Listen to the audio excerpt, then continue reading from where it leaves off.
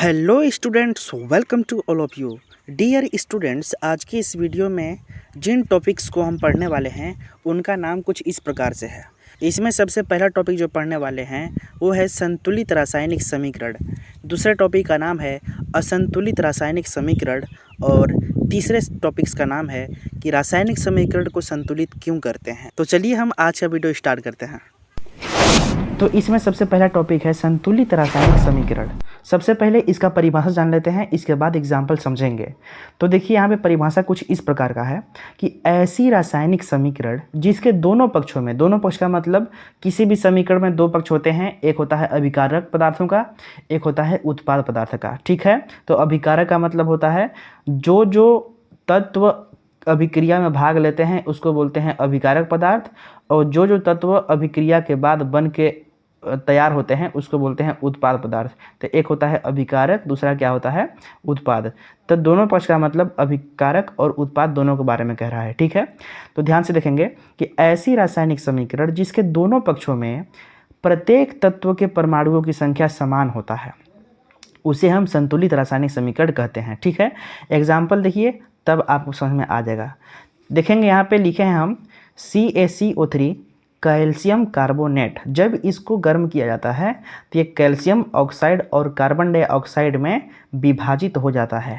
ठीक है, तो इसमें हम देखेंगे ये चीज़ कि अभिकारकों की जो संख्या है ये उत्पादों की संख्या के बराबर है कि नहीं। ठीक है, अभिकारक किसे कहते हैं? जो अभिक्रिया में भाग लेते हैं। उत्पाद किसे कहते हैं? जो अभिक्रिया के बाद बन के तैयार होते हैं। ठीक है, तो अभिकारक इसलिए इसे क्यों कह रहे हैं? क्योंकि ये अभिक्रिया में भाग ले रहा है इसलिए ना।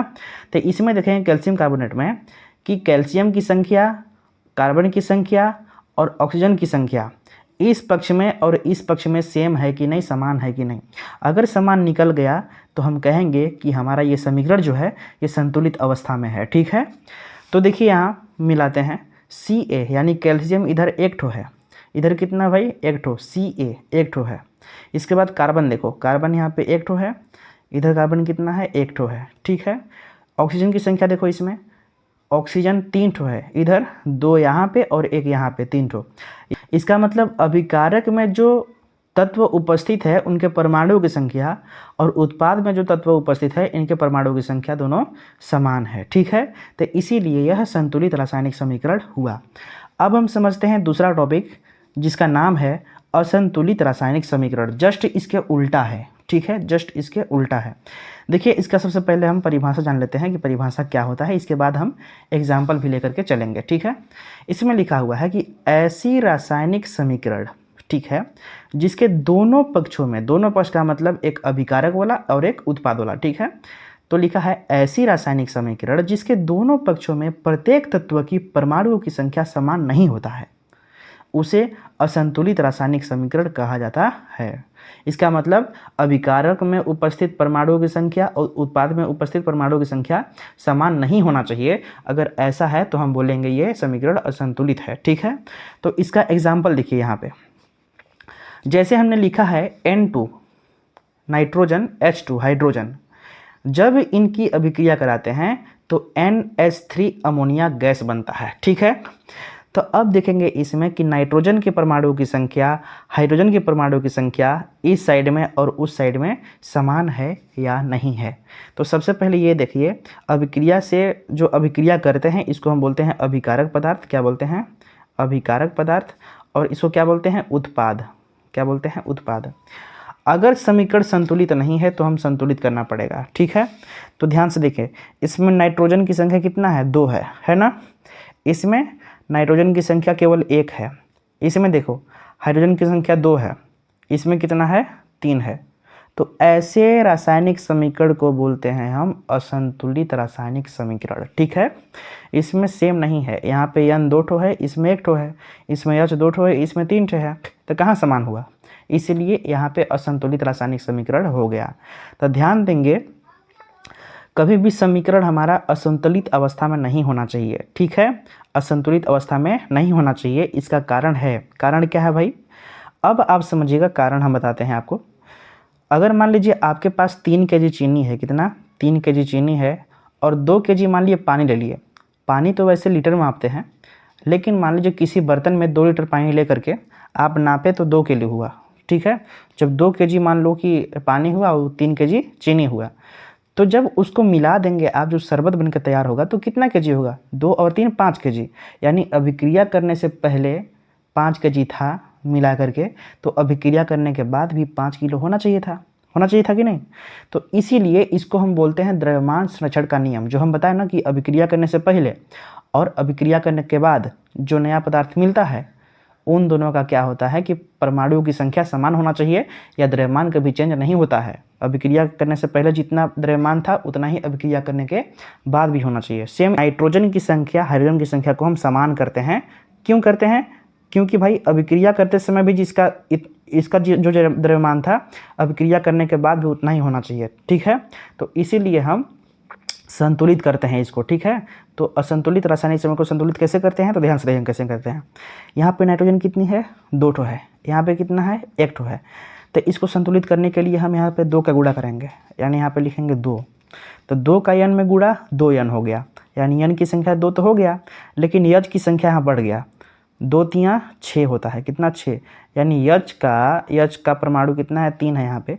तो 3 का जब 2 में गुणा करेंगे तो 3 दूना 6, यानी हाइड्रोजन कितना हो गया? 6 ठो हो गया। लेकिन हाइड्रोजन यहाँ पे कितना है? 2 ठो। तो इसको भी 6 बनाना पड़ेगा। इसका मतलब इसमें हम 3 का गुणा करेंगे तो 3 दूना कितना हो गया? 6 हो गया, ठीक है। तो ऐसे हम संतुलित करते हैं। संतुलित क्यों करते हैं? क्योंकि अभिक्रिया करने से पहले और अभिक्रिया के बाद इनके परमाणुओं की संख्या समान होना चाहिए। क्यों? द्रव्यमान संरक्षण के नियम के अनुसार, ठीक है।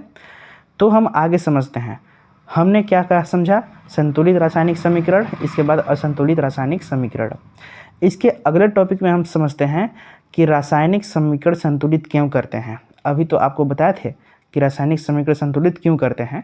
थोड़ा सा यहाँ पे लिखे हुए हैं, ये प्रश्न कोई भी पूछता है, कॉमन है, कोई भी पूछ लेगा तो आप क्या उत्तर देंगे, इसलिए आप इस प्रश्न को ध्यान से देख लेंगे ना कि रासायनिक समीकरण को संतुलित क्यों करते हैं। देखिए हमने इसका उत्तर क्या लिखा है। सबसे पहले लिखा हुआ है एक नियम, द्रव्य की अविनाशिता का नियम। द्रव्य मतलब होता है पदार्थ। पदार्थ चाहे कोई भी हो सकता है, ठीक है, कि कोई भी चीज़ जो आप अपने आंखों से देखते हैं सब पदार्थ ही तो है ना।